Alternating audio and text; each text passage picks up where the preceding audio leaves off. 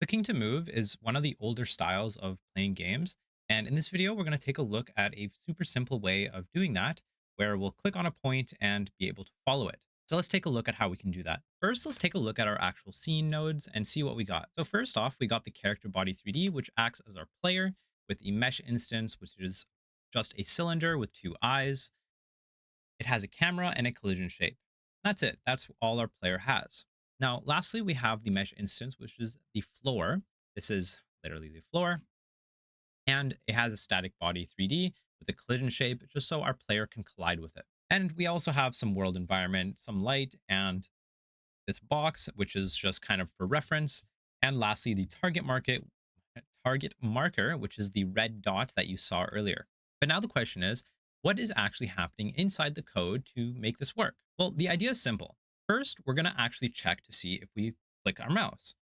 This is happening inside of the input function. You can see here, once we click something, we'll set move target from mouse. That's the function that we call. Inside of that function, essentially all we're doing is we're casting a ray cast or a ray from our mouse to the screen or to the game and seeing where exactly am I clicking.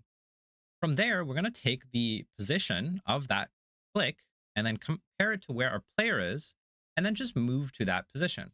Now, how do we move to that position? Well, that happens inside of the physics process. If we have a target, then we'll simply move to that target. And of course, there's a bunch of small stuff, just basically saying, hey, if the distance is still bigger than 0, essentially, then we'll actually move to it.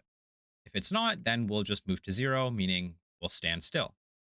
And that's the basics of it. It's not too complicated. Most of the logic is happening in this function where we're essentially casting a ray from our mouse to our game. And with that, we're able to click on a screen and move wherever we want.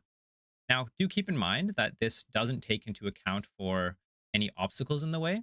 If you guys would like to see a video about that, essentially avoiding obstacles, let me know in the comments down below and maybe I'll get to that. Thanks for watching my video.